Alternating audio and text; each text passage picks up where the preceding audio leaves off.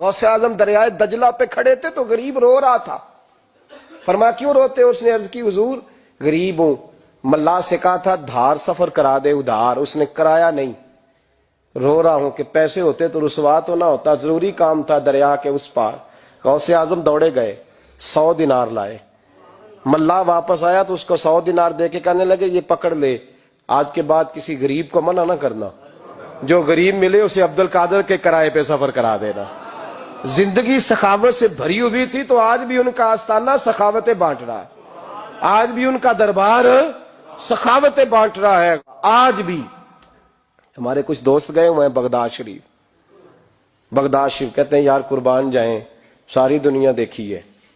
سویرے اٹھ کے دروازے پہ دستک دیتے ہیں خادم، کہتے ہیں کون سا کھانا کھانا پسند کریں گے؟